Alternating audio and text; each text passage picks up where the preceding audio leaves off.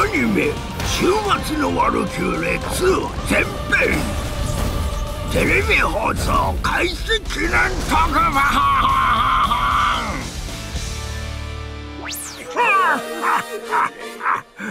人類の皆の衆、わしは全知全能の神ゼウスじゃ。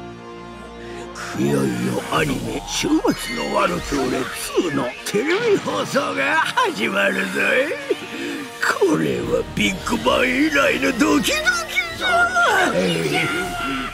今日はそんなアニメ「週末のワルキューレ2」で描かれる神と人類の激アツバトルをより一層楽しむためにキャストを呼んで話を聞いていくんじゃ。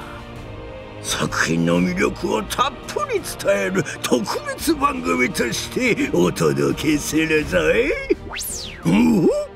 なんとどうやら週末のワルキューレを知らない者もいるようじゃな。もったいないの。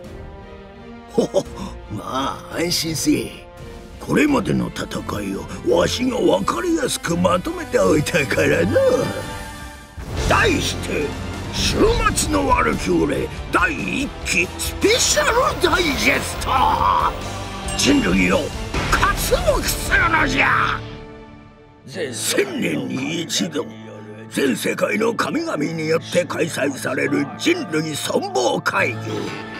全会一致で人類滅亡が採択されようとしておった。それに待ったをかけたのが半神半人のワルキューレブリュンヒルデじゃ。超特別条項に基づく神対人類最終闘争ラグナロク。神と人類の対マンでお主らの行く末を決めることを提案してきおった。神の戯れで作られたものじゃし、人間が神に勝てるわけがない。もとより勝敗なんぞ明らかじゃったが、しかしのう。ビビってるんですか？とからんとか言っちゃって。小娘にああも煽られては神々の雷をとくと見せてやらねばの。こうして人類にとって一見無謀としか思えない戦いが幕を開けたんじゃ。第1回戦、神代表は北欧最強雷のバーサーカートモアル。人類代表は中華最強の武人緑鳳仙。両者とも相手の出方などお構いなし、ノーガードで間合いを詰めていく最強対最強の対決になったのじゃ。開幕早々からたまらん血が湧き立つ展開じゃったな。とは言っても人が神と対等に戦うのはありえんことなんじゃが、なんとあのワルキューレの小娘自らの芝居を神の武器神器に変えるベルントをして人類代表に与えようた。この謀反たるやもうドキドキで興奮冷めやらなかったわい。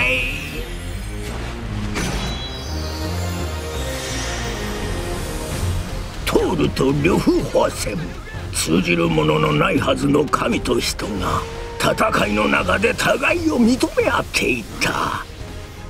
貴様、人間なんぞにしておくにはもったいないな。と言わしめた。わしもあんなトールを初めて見たわい。最後は両者生涯最高の一撃を打ち合い、第1回戦はトールが勝利した。もうこの頃にはわしももう我慢できなくなっちゃっての。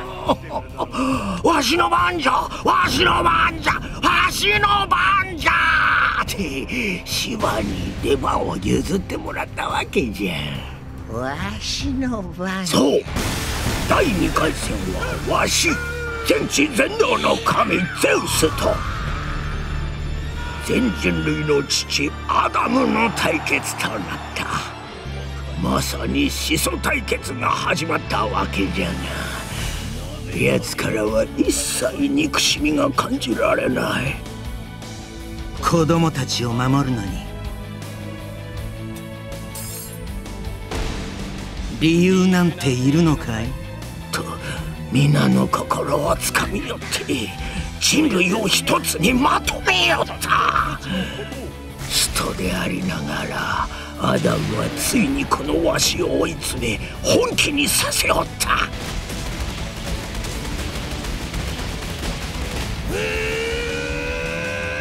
こうしてわしらの第2回戦は終わった。アダム、実に見事な男じゃったの。にしてもやつずっと葉っぱ1枚だけじゃったの。人類の2連敗で迎えた第3回戦、神川の闘士は大海の暴君ポセイドン、人類側の闘士は史上最強のルーザー佐々木小次郎。わしの兄でもある神々も恐れおののくポセイドンに相対したのはずっと負け続けてきた男。勝ち目が全くなさそうなのに、やつ突然座り込んで、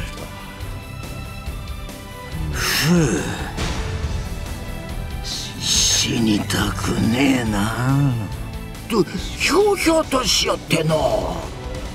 無表情で誰とも目を合わさないポセイドンも初めて人間に言葉を発していたの。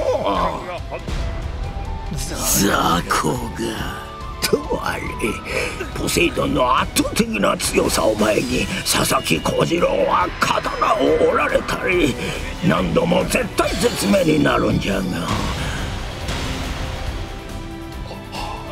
仲間の剣士たちの思いを受け人類はついに勝利を収めよった。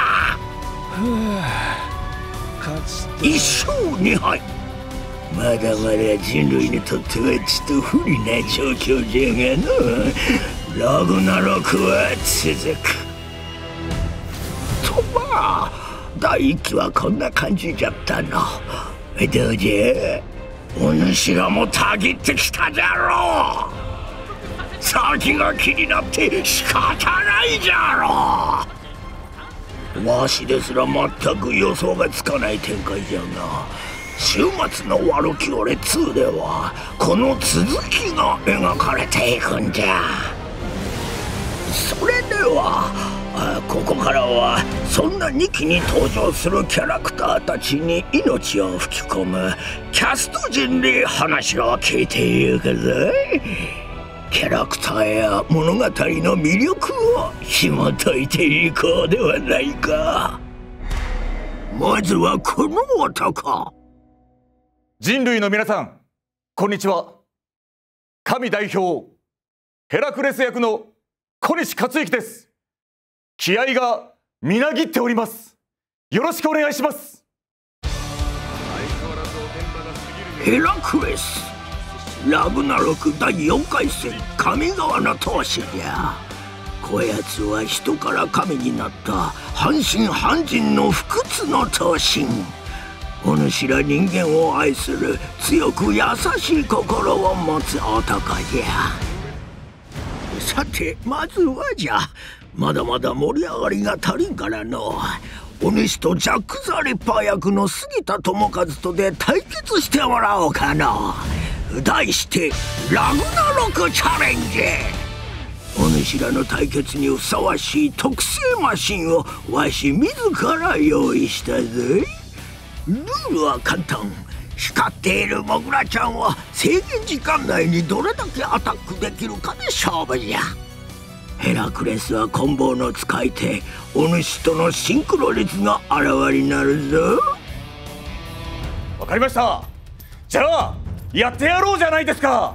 俺は棍棒の使い手だから、こちらのハンマーを使うのはとても得意であります。だからこっからは男と男の勝負だぜ。台本読んどるのか。それじゃ準備はいいかのう。スタートじゃ。コンボ使いの俺がこのハンマーを持ったということは、もう俺の勝ちは目に見えている。それではスタート。よーし、このまま俺がこのハンマーを使っておいあいつに勝つんだ。杉田智和に勝つためにおい俺はこのハンマーを振り下ろす。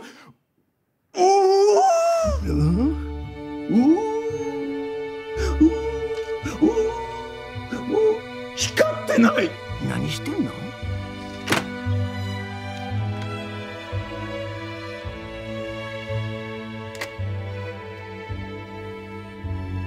負けました。マジ？わしの予想のめっちゃ斜め上なんじゃけども、ある意味神レベルじゃったの。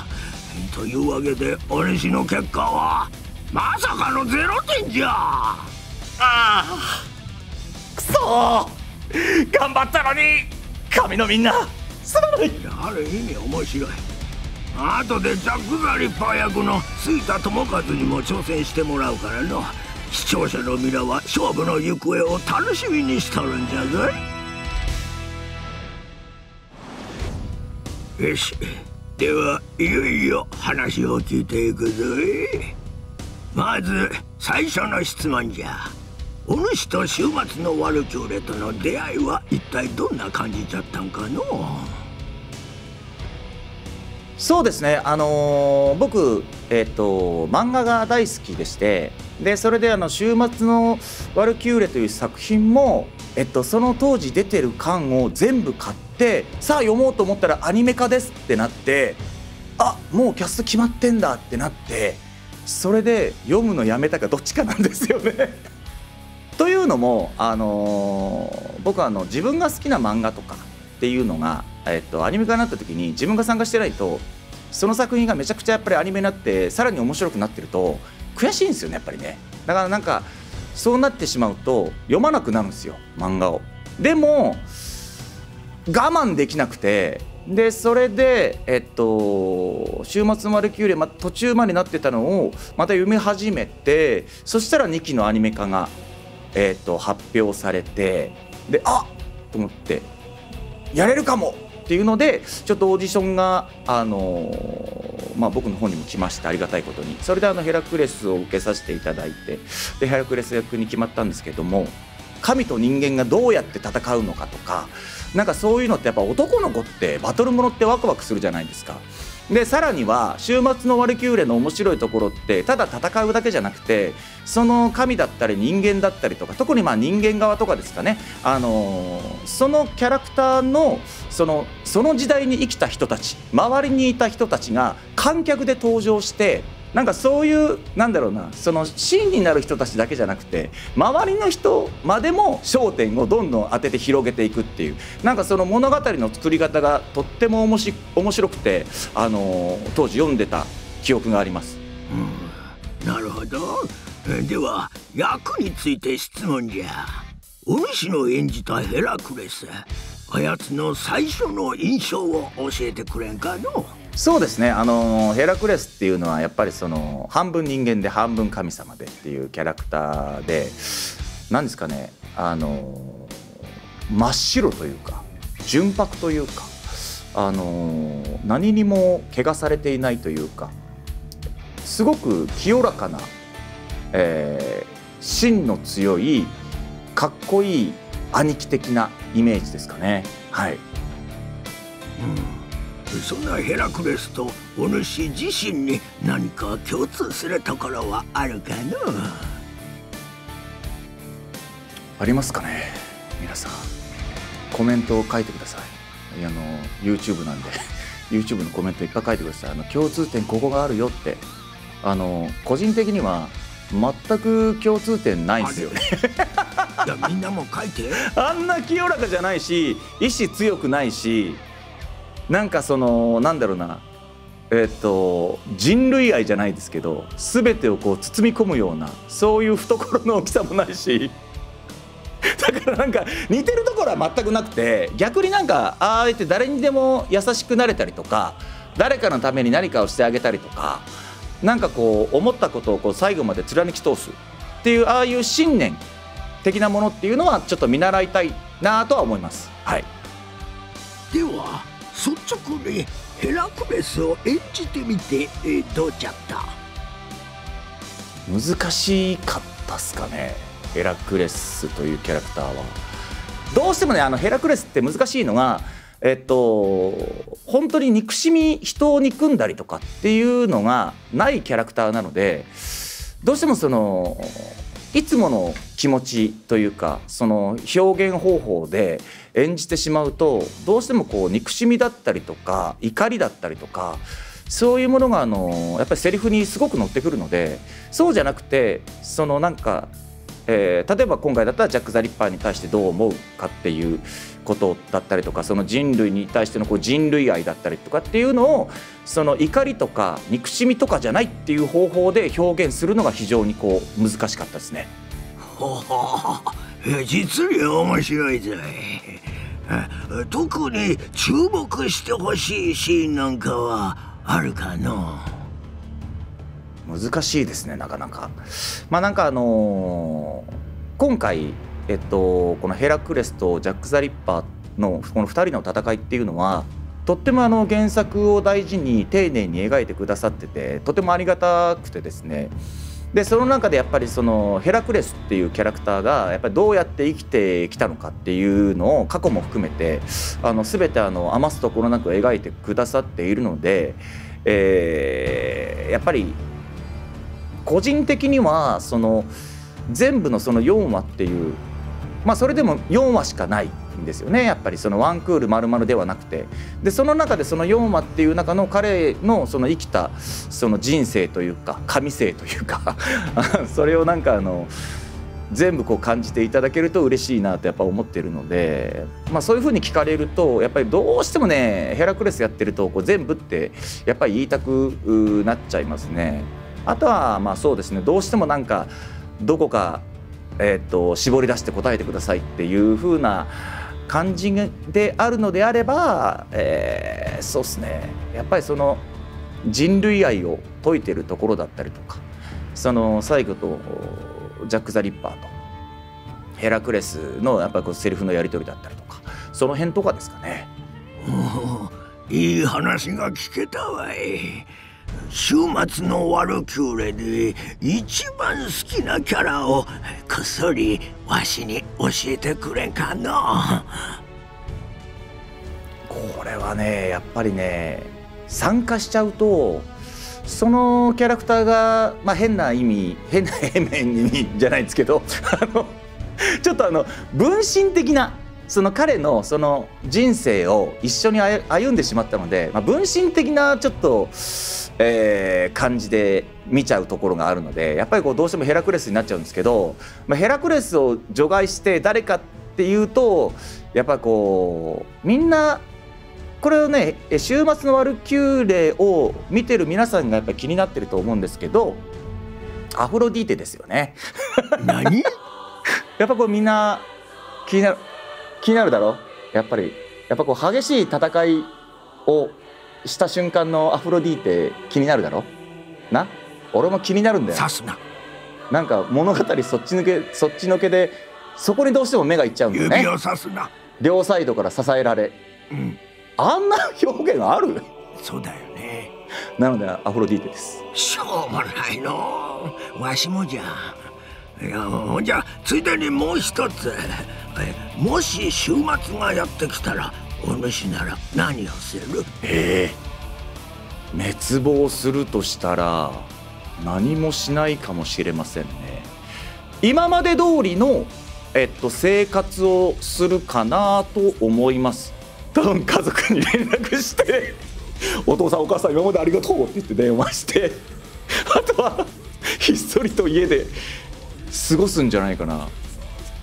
何食べるかな。だいたいなんかこういうのって最後は何食べるとかってあるじゃないですか。みんなは何食べる？俺何食べるかな。明日世界滅びますってなった時に出前ってやってくれると思いますか？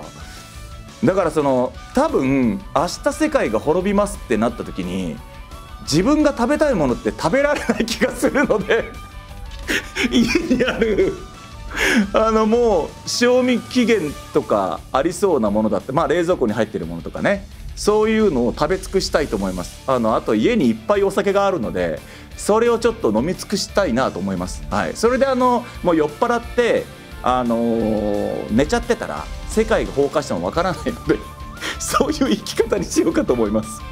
いや、小西克幸ヘラクレスよ、サンキューじゃった。ありがとうございました。ジャック・ザ・リッパー、ラグナロク第4回戦の人類側たわし、霧の都ロンドンを恐怖に陥れた史上最悪の殺人鬼、底知れぬ狂気を持ち嘘を巧みに操り相手を翻弄する男じゃ。そのジャックを演じるのはヘラクレス役小西克幸です。嘘です、ジャック・ザ・リッパー役杉田智和です。よろしくお願いします。そういうの嫌いじゃないよ。ほんじゃ早速このコーナーからスタート。ラグナロクチャレンジ。特製マシンを使ってお主と小西克幸との対決じゃ。お、これはマシンが来たぞ。いや、てっきりこれ低周波治療器みたいなのに連動してて、これ打つために俺がピクってなったりとかしたらどうしようかなと思ったのね。よかった。仕込んどきゃよかった。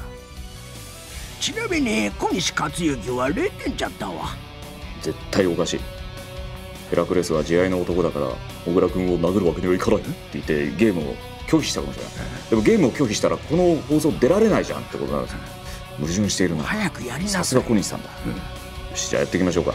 お主もジャックのようにモグラちゃんを翻弄することができるか楽しみじゃの。それじゃ準備はいいかの。いいですとも。ではスタートじゃ。な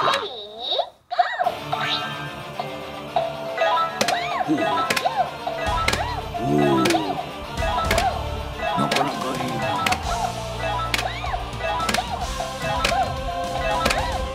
いい調子じゃ。どいりゃ左手で殴れそうだな。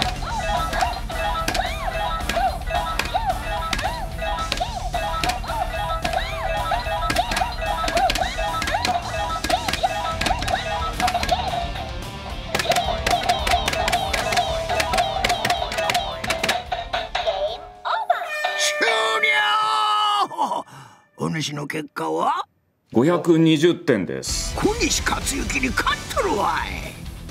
これはね、でも真面目にこのゲームを遊んでる時点で勝負に負けています。これはもう小西さん優勢ですけど、小西さんの0点に絶対なんか謎があるはずだ。探ってみましょう。そうしましょう。まあ終わってみれば面白い対決じゃったな。はい、ありがとうございます。ではインタビューの時間じゃ。はい。お主と週末のワルキューレの出会い、その時の印象を教えてくれるかの。そうですね、最強対最強とか、神対、人間とか、そういう図式としてはなんかこう歴史上の偉人と何か同士が戦うとかっていうのは他の創作物でも見るテーマだったんですけども、割と見たかったテイストのものがあるな、そこにあるな、これ漫画見ようと思って最初に夢中になって読んでました。だからアニメになるとも思っていなかったし、自分が何かの役で出るとも思ってなかったです。はい、おお、純粋に読者だったわけじゃな。そんなお主がジャック・ザ・リッパーを演じているわけじゃが、第一印象はどんな感じじゃったかの。はい、格闘ゲームで言ったら特殊技とかを駆使して人に嫌がらせするキャラ僕大好きなんで、割と好みのタイプのやつが、境遇のやつが来たぞって、こういう嫌われ者だったり、なんでこんなやつが人類の代表なんだみたいなやつが神を追い詰めるから楽しいんだっていうので、漫画読んでる時は一番好きなキャラだったんですけど、自分が演じるとは思ってなかったんですよね、当時は。でオーディションでジャック・ザ・リッパーないの?」って言ったら「ちょっと後ろのキャラだから今回のアニメ化まではやらないんじゃないか」って、そっかって、まあ縁があるといいねなんて言ったらジャック・ザ・リッパーのオーディションが来たんですよ。これはいいと思って、いやむしろやりたかった役だからこの時まで待っていてよかったなって。でまあオーディションに合格いたしましたと、ジャック役になりましたって聞いて、でその嬉しさよりも先に「で相手は?」って「ヘラクレスは誰?」って聞いたら「小西和之さんです」って聞いて、なんかゾワーってなって「やった!」っていうのと「やばいまずい怖い!」っていうのが同時に来たんですよね。あんな風に人の全身の毛が逆立つような毛穴が開くような感じって久しく味わってなかったので、正直めちゃくちゃ嬉しかったです。ええのその待ちわびたジャックとお主に共通点があるとしたらそれは何かの？世の中に嫌われてるところだと思います。はい。で今度いい加減なことばっかり言うし嘘いっぱいつくしね、似てんじゃないですかって思われてると思います世の中に。別に知らねえけど。知らねえのかよ。いやお主も面白い男じゃの。ジャックを実際に演じてみた時はどうじゃった？はい、ジャック・ザ・リッパーを演じるにあたりアフレコスタジオに行ってジャックを演じる前段階からもう演じることが始まってると思いました。はい、あらゆる意味で策を張り巡らせて人を欺き自分のペースに引き込んでいくっていうのがジャック・ザ・リッパーなので、もうアフレコの前段階からなんですよ。あえて小西さんに話題振ったりとか、そういう段階からもう作戦は始まっているんだっていうの、なので演じること以外にもジャック・ザ・リッパーってどんなやつだろうとか、やつならどうするだろうっていうのをもうすでに考える時間もたくさんありましたね。もうそれが楽しいんですよ。はい。ほう、実際うまくいったのかな？小西さんに聞かないと分かんないな。分からないと思います。はい。でも小西さんが嬉しいこと言ってくれるんですよ。最初に「ジャックなあ杉なあ合ってるよね」って言って、あんまりこんな言い方もなんですけど小西和之さんが人を褒めてるとこってあんまり見たことないんで、結構貴重でしたよ。車の隣に乗るぐらい稀な事態だなと思いました。いい話じゃの。わしもそんなこと言われてみたいぜ。いや他にも思い出深いことはないかな？役のことを褒めてくれたのは小西さんと黒沢さんです。そうすごい黒沢さん後ろ声でスーッて来て「ジャックすっごいいい」って言って立ってって、僕分かりやすくなんかいい声で褒められると嬉しくなっちゃうんでいいじゃん、なんか出るまで可愛く見えてきたぞって。僕は悪魔のような素顔を隠しながらお家帰ってお絵描きサイトでゲルってサジェストに入れて検索しました。なるほどの。まだまだ聞き足りんの。お主のおすすめシーンを教えてくれんか？ジャック・ザ・リッパーというキャラクターを語る上で一番の肝となるのは彼の生い立ちです。こうやってジャック・ザ・リッパーは悪夢は完成していったんだなっていうのを思うと、彼が単純な悪ではないというところをそらこうならなっていう、お母さんと同じ職場のお姉さん、試合まで見に来てくれた人、いい人だよね。基本ジャックの理解者でいてくれるからね。バカにするやつを「何言ってんだい!」って言ってくれるから、お姉さんいい人なんだよ。でも過去がねいい対比になってるんですよ、ヘラクレスとの。わかるぞ。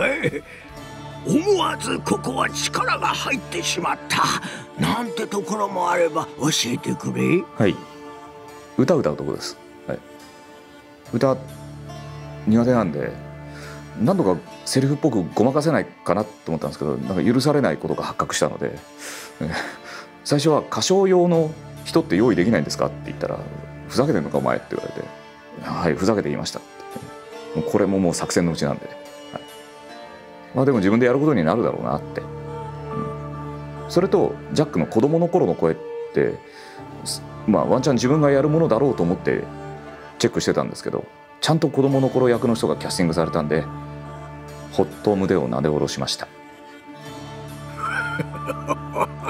実に面白かった。さてこれを聞かずにはおれん。お主が一番好きなキャラクターは誰なんじゃ？漫画読んでる時はジャックですけども、役褒められたらヘラクレスかっこいいなって思うし、ゲルね、基本なんかこう勝敗を追って作品に没入していくと思い入れってやっぱ出るんですよ。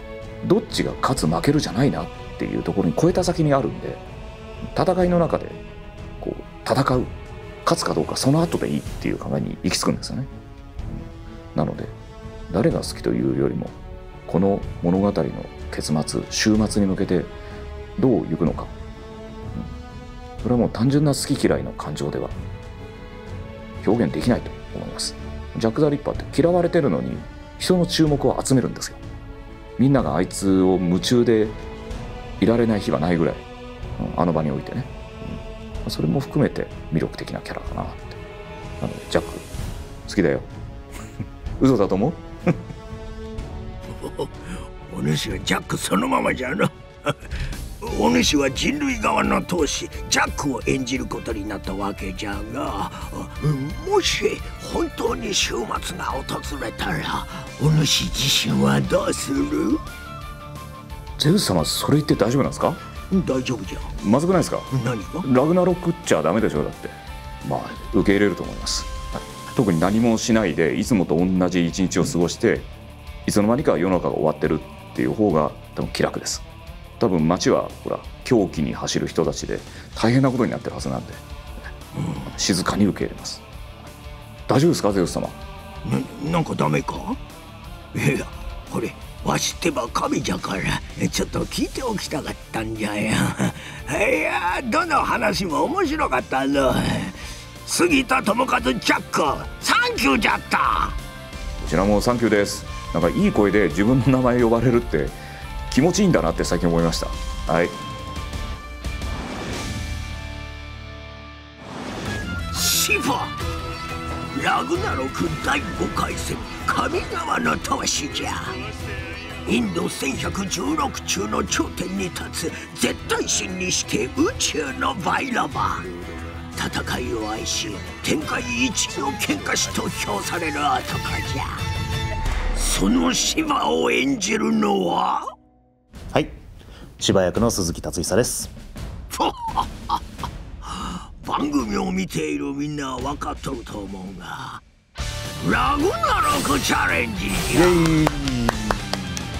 お主とライデン多名門役のギュラスワルにわしが用意した特製マシン第2弾に挑戦してもらうぞい。お主の演じるシバの名に恥じん活躍が見られるといいの。はい、そうですよね。一応インド深海の頭張らせてもらってるんで、いい数字叩き出したいですよね。では準備は良いか？なんかこれをスイッチを入れると、いくぞ。いや、かっこいいんだよなこれ。じゃあちょっともういきなりいく感じ。そうじゃ。中指でいい？いきます。おいまだ俺スタート言ってちょっとなんか微妙だな。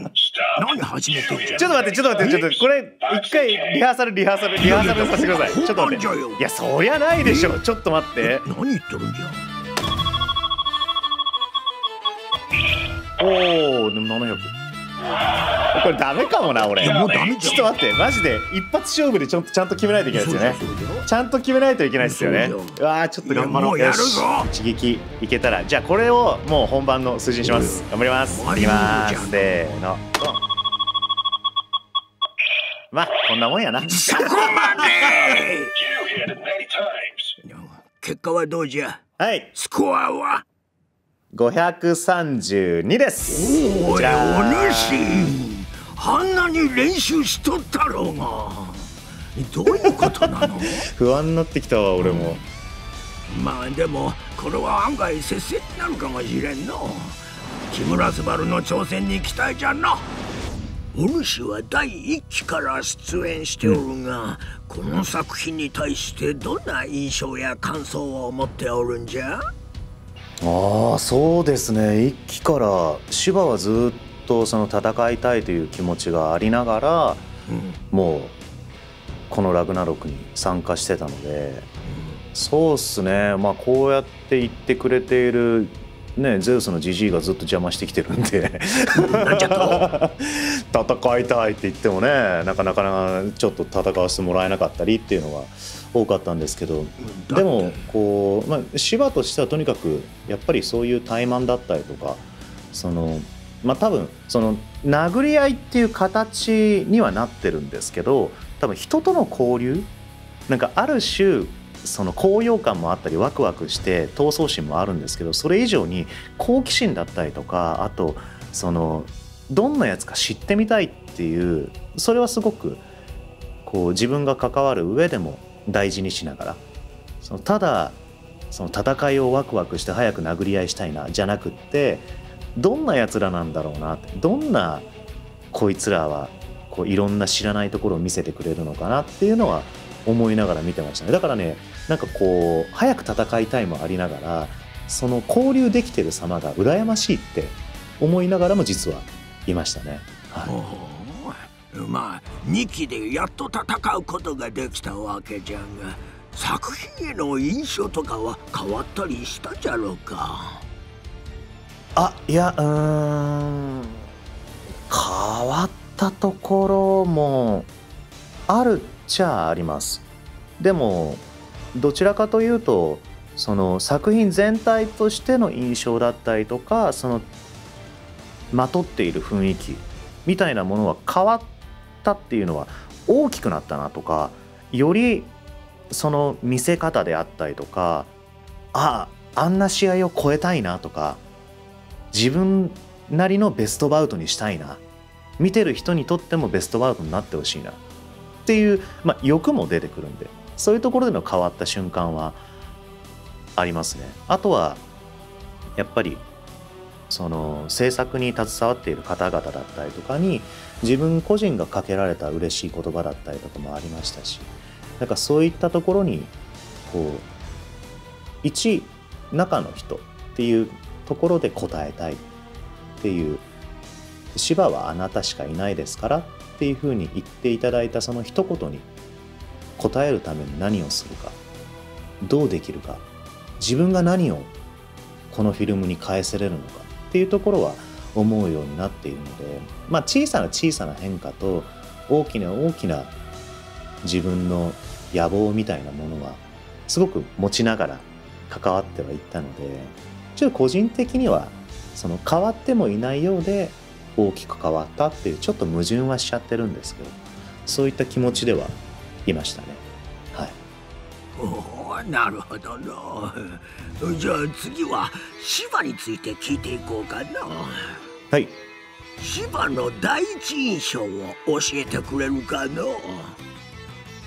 これはもう原作読んでる時ですね。読んでる時に見させていただいて、なんつう面白いキャラだなと。もうやっぱり人っていう枠組みからは外れている役柄だから腕の本数も多いし、第三の目も開いてるしっていうところもありつつなんですけど、そんなこうもうそもそも裏違いなこう断りの外にいるような人っていうところから言ったら外側にいるんだけど、でも話すことだったりとか思想みたいなものがとっても人間っぽいし、どこか純粋すぎるけど危ういななんていうところも見えるし、ちょっとワクワクしながら見ていましたね。どんなやつなんだろうなっていうのがあったので、知れば知るほどこう分かる部分と深く潜るからこそ分からなくなっていく部分っていうのは増えましたけどね。はい、それじゃあアフレコについて聞いてみたいな。はい。そんな芝を演じてどうじゃった？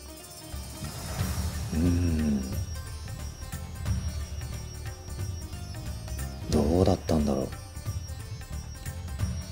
すごい個人的な思いで言うと、その時に出せる自分のハートだったりとか、芝に対して向き合ってたものだったりとか、考えつくものだったりとか、あとは一番最初にも話したらどうしたいなっていう野心的なものも含めて、声っていう媒体に対しては全て込めれたかなと思ってます。一個も悔いがないですね。一個も悔いがないし、今だったらこうするかなとか、こんなやり方もあったかなとかっていうのは考えつくんですけど、その当時で言うものであれば全部出し切りました。全部出し切って、やりきるだけやりきって、もうその時っていう時にはもう何もねえなっていう、考えつくものは全部手出しましたみたいなもう俺何にも残ってないですみたいなところぐらいまでは出せたかなとは思いますね。なので芝がインド舞踊を踊ったりっていう、漫画の中で見ていると、やっぱり音ってついてこなかったりとか、どういうリズムなんだろうって分からなかったりするんですけど、芝の舞踊って実際にあるので、その芝の舞踊のリズムを調べて監督たちとやり取りして、どこを切り取ろうとか、どこをやろうとか、もう本当に2秒くらいのシーンなんですよ、そういうのって。でもどこをやらなきゃいけないのかっていうのを話し合ったりとかしてた時間は楽しかったですね。めちゃくちゃ楽しかった。すっごいね、ニコニコしながらみんなで作ってたのもあったんで、自分たちが関わるのはいつも声の場所しかないんで、アフレコスタジオっていうこういうもう限られたところなんですよ。そこの中でできる範囲のものは全部お届けした状態だったんで、やりきったなっていう、戦い終わった時のシワを見ていただけたら、そうだな、これからもう見られるよっていう方には、本当にその試合が必ず決着するので、決着した後にその時に見えた芝の顔っていうのは僕と一緒でした。っていうところは、演じてみてどうだったっていうところの一番の答えかもしれないですね。実は雷電多名門役木村昴からお主に質問が届いておるんじゃ。ちょっとこちらを見てくれんかな。鈴木さんに質問です。もし自分に人類最強の〇〇という異名をつけるとしたら、どんな名前にしますか？人類最強の誰にも負けないみたいなことだもんね。さまざまな音響監督だったりとかにも言っていただけることだし、その音響監督と共に作っているミキサーエンジニアの方とかにも言ってもらえることなんで、ちょっと個人的には自信が持っていることなので、言わしてもらうならば人類最強の叫び声の持ち主かな。それは負けない。本当熱いもんね。そうだな。すごいでかい口利くなって思われてでもいいかもしんないけど、でもずっと叫ぶ収録があります。今回の芝の戦いもそうだし、そうじゃないところでもそういう戦闘系と呼ばれる戦いのシーンがありますっていう収録があるのであれば、誰にも負けない。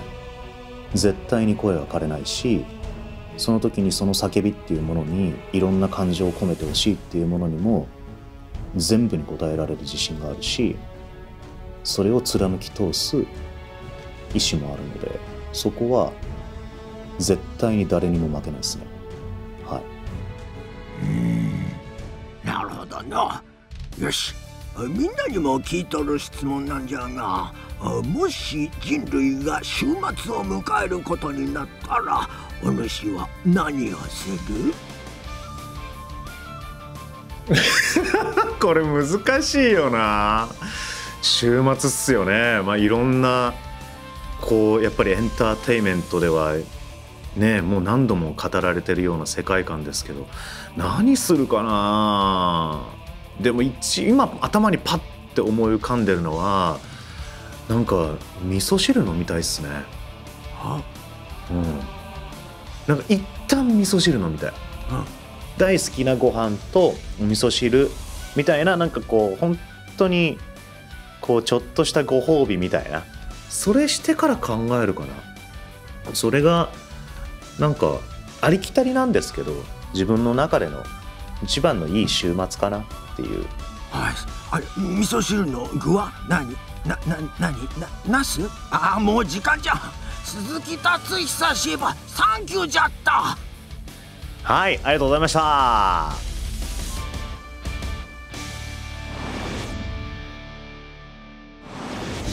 ライデンタメエモン、ラグナロク第5回戦、人類側投資。史上最強の力士で無類力士と呼ばれておる。自身の体すらも破壊する強力すぎる筋肉を有しておる。そのライデンタメエモンを演じるのは、どうもライデンタメエモン役の木村昴です。どすこい。どうした？じゃあお主が最後の挑戦者じゃ。ラグナロクチャレンジ。おっしゃ、受けて立ちましょう。素早く鈴木達久も挑戦した特製マシンにお主も挑戦してもらうぜ。ちなみに鈴木達久の記録は532点じゃ。ピンとこないな。それが高いのか低いのかが分かんないな。532、なるほど。ライデンタメエモンは強力すぎる筋肉を有しておるというのだ。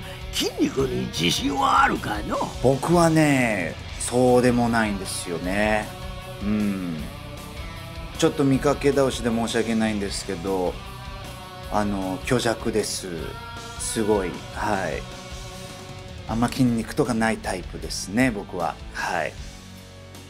まあせっかくなんで、ちょっと遠慮なく、僕が持ってる力をちょっと一回、フルでちょっと発揮してみようかなと思います。もう行くよ。じゃあ準備は良いかの？スタートじゃ。はい。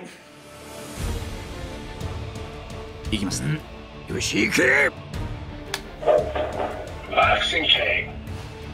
デコピンっすよね。このピーンの力とこの体ともう全部でいこう。全部でいきますよ。いきます。さあ行け。電源切れましたね。ちょっともう一回。この早く行かないとダメっぽいですね。もう早くするんじゃん。いきます。やっや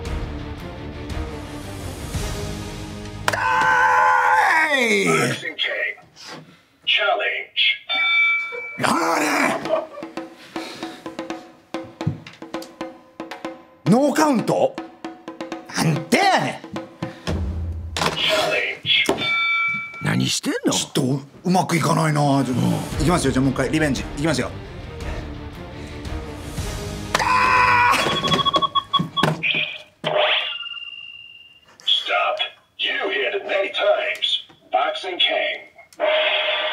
出ました。終了。スコアは589点じゃ。しゃー。鈴木達久に勝っとるわい。やったね。だから静かにしろよ。すいません、なんか。さあ、ここからは質問をしていくぜ。まずは週末のワロキューレという作品についてじゃが、最初に持った作品への印象や感想を教えてほしいな。面白そうって思いましたね。やっぱ男の子心をくすぐると言いますか、やっぱこういったバトルものってやっぱいいですよね。しかもそのテーマとなっているのが、神 VS 人類っていう決着がなんかつかなさそうだなって一瞬こう思うんですけど、でもそこにこうドラマがあって、でそれぞれのキャラクターたちのこう背景があって、そこに至るまでのねこう人生があって、でいよいよこう戦うわけですけど、戦い方も違ければキャラクターも違うわけじゃないですか。それがこう戦って一つのこう答えを出すみたいな、めちゃくちゃ面白そうだなって思いましたね。うん。おお、そうかそうか、それはよかったわい。次はお主が演じた雷電多名門について聞いていくぞ。ぶっちゃけ初めて見た時どう思ったんじゃ？ムキムキっていう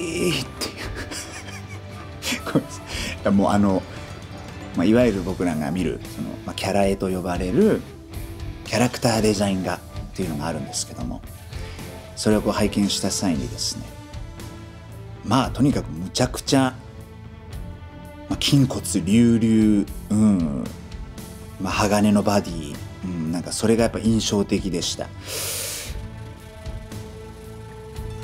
ムキムキのキャラクターをやるときっていわゆる分かりやすくマッチョ声みたいなのってのも、一つパターンとしてはありだと思うんですけど、雷電多名門のこの筋肉っていうのがなんていうんですかね、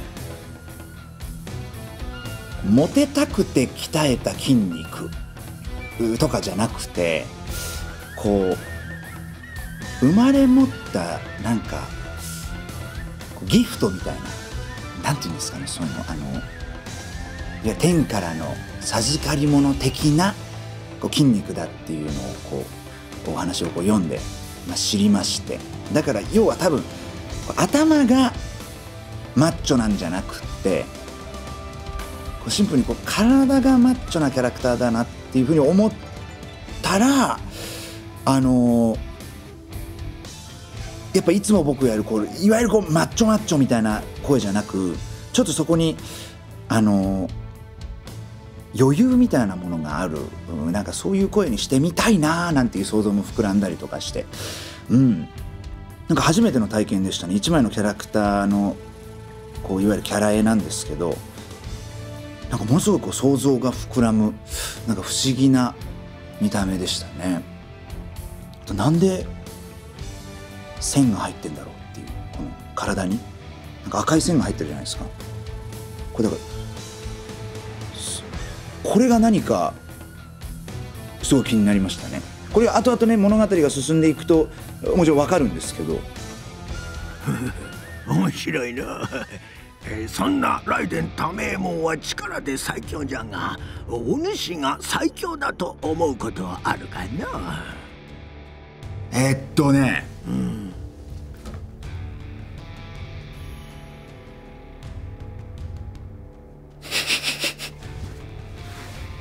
なんだろうね。なんだ？なんか改めて考えるとないですね。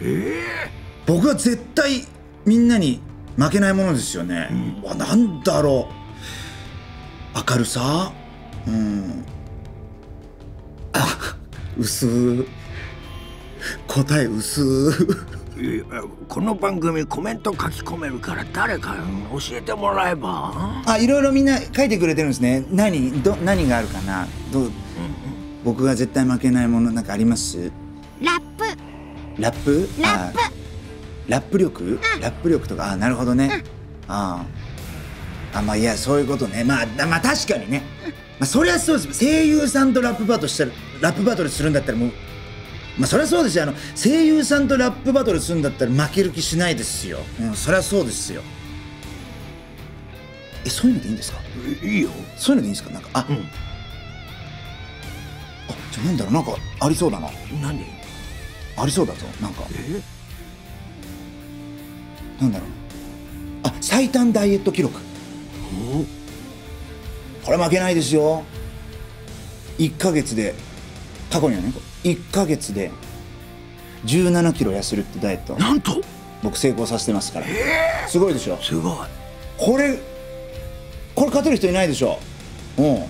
1ヶ月で17キロ落としたけど3ヶ月むちゃくちゃ具合悪くなりました。ダメじゃん。強弱でした。やっぱダメだ、無理しちゃダメでしたね。1ヶ月間ゆで卵1個、1日ゆで卵1個を1ヶ月間続けたんですよ。そう具合悪くなりましたね。3ヶ月下痢止まんなくなりましたよ。何それ。すごいなんか心配されました、周りの方に。すごい。そりゃそうよ。いないでしょう、こんな人。いやいや、それすごいな。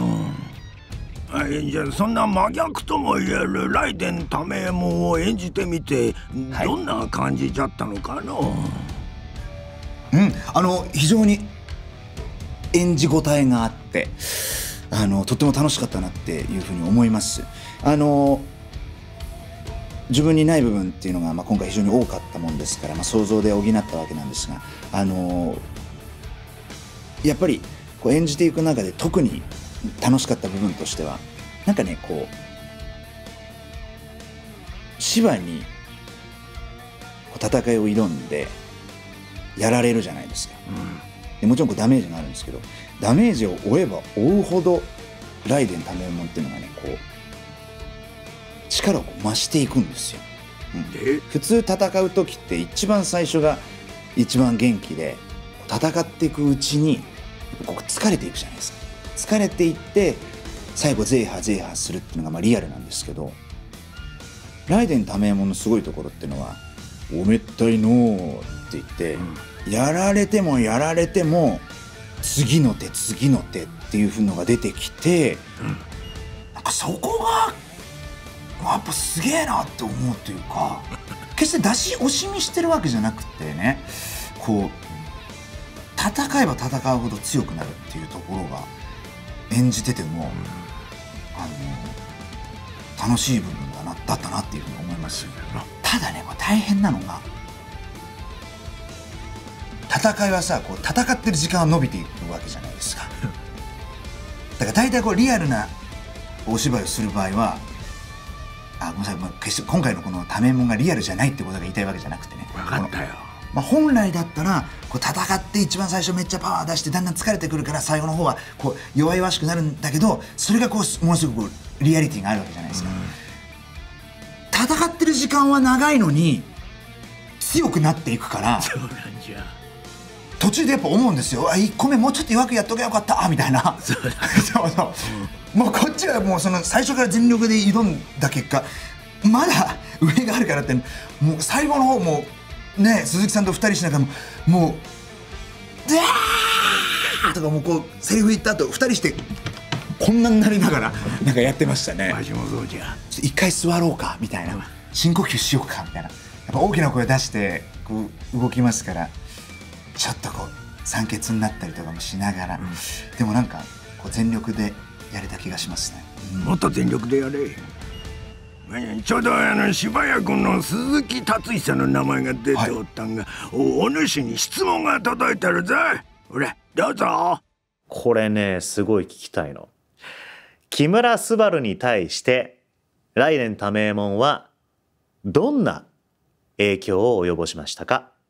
そして雷電多名門に対して木村昴はどんな影響を及ぼしましたかという質問です。お答えください。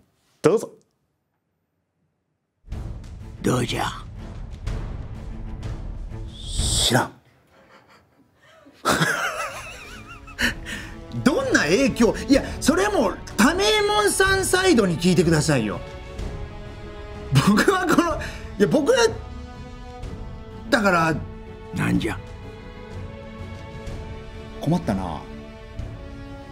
多名門が僕に与えた影響は答えられますよ。頑張ろう、筋トレ頑張ろうって思ったっていうね、そういうのはありますよ。多分ですけど、鈴木さんが聞きたいのは、お前らちゃんとやり合ってたのかってことですよね。要は木村と多名門、お前らちゃんとハートの拳でつながってたのかよっていうことですよね。そうじゃ、ハートとハートでつながってたのかよっていうことだと思うんですよ。そういう意味ではちゃんとつながってたんで、そうか。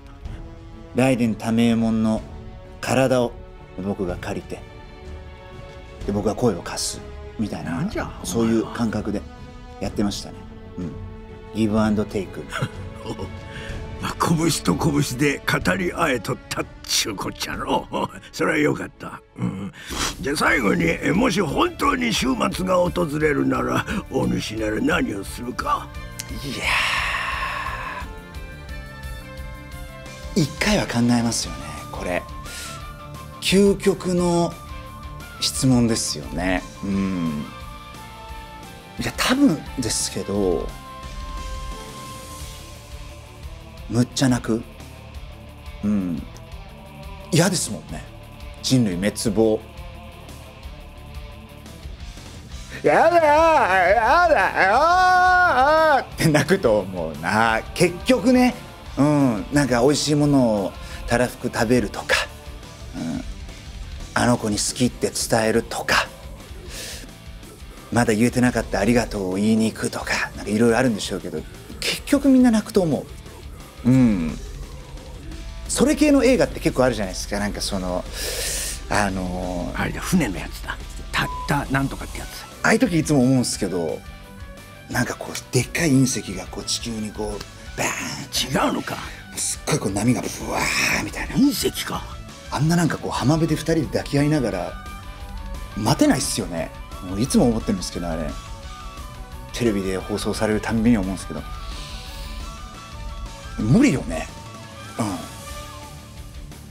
俺泣くな多分。でも理想はある。これリアルに考えたら多分、こうなるだろうなっていう考え方でしたけど、やっぱり本当はこうしたいみたいなのがありますよ。なんじゃなんじゃ。多分最後なんかいつも通り過ごすみたいなのはでもやっぱこうかっこいいなって思いますよね。多分アフレコとかしててこうセリフ言ってってね、台本読んでて、よし逃げようってなってパーってみんな逃げるんだけど、誰かが向こうでこうセリフを喋り出してみたいなつってみんなで戻ってアフレコするみたいなとかね、憧れますけどね。面白い話をいっぱいしてくれたの。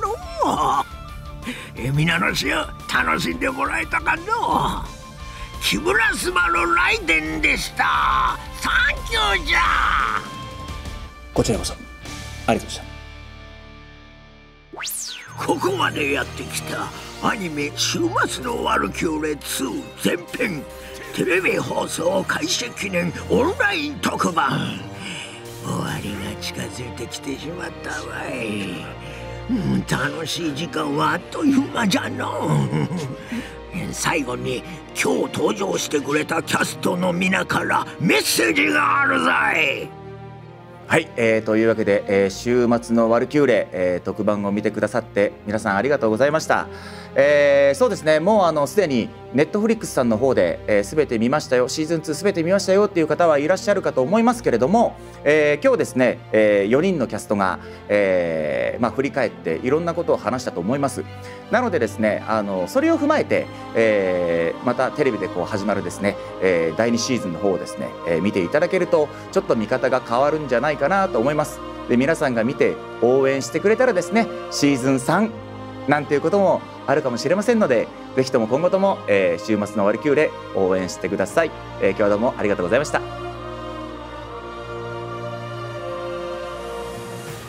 ジャック・ザ・リッパー役杉田智和です。ジャックならこういうのかなっていうのをずっと考えてました。皆さん憎んでくれて構いませんよ。ただその憎しみを抱いた表情を鏡で見てみてください。きっとあなた方が忌み嫌う以上に醜悪な見た目をしていると思います。それでもあなたは誰かを憎み嫌うことができるでしょうか。いうこと言うね、ジャック。ありがとうございました。よろしくお願いします。芝役鈴木達久です。魂込めて殴り合いさせていただきました。ぜひシリーズの最後まで楽しんでいってください。よろしくお願いします。どうも雷電多名門役の木村昴です。いかがでしたでしょうか。楽しんでいただけましたでしょうか。少しでも週末のワルキューレの魅力が伝わっていれば幸いと存じます。今回第2期がテレビで初めてオンエアされるということで、もちろんこれまでもご覧くださっていた方も大勢いらっしゃると思いますし、お好きなタイミングでそれぞれの思い思いのね、この見方を皆さんしてくださっていたかと思うんですけど、テレビでオンエアされるということはですよ、決まった時間に流れるわけじゃないですか。それをみんなで同時にね、一緒に見るってすごくいいなっていうふうに思いました。なんかみんなで本当に一つの試合を一緒に見届けているような感覚になるじゃないですか。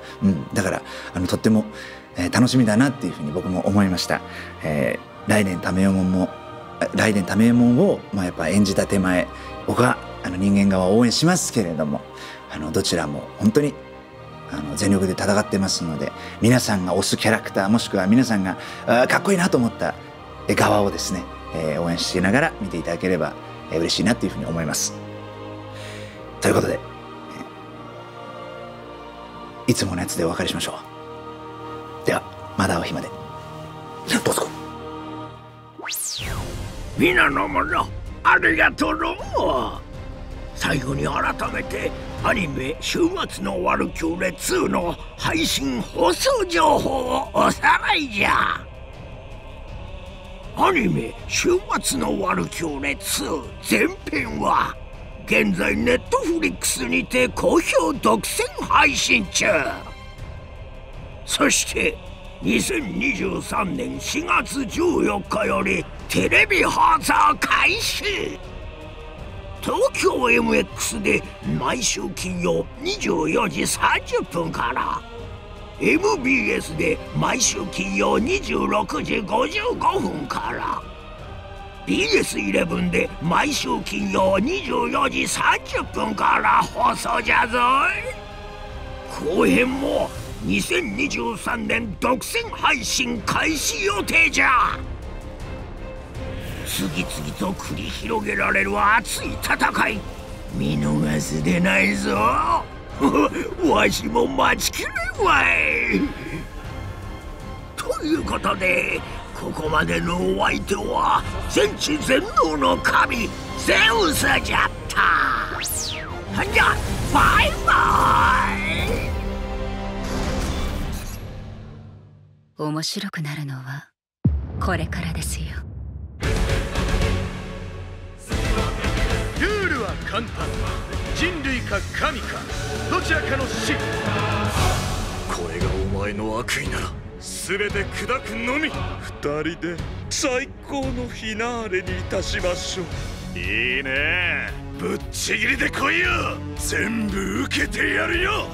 これは文字通り命の削り合いじゃ。わしの体を、いや命も全部この一番にかけたい。大した男だぜ。いいもん背負ってんじゃねえか。どうだ俺の心の色は。さすがは不屈の闘心の感情。その色まさに脱帽です。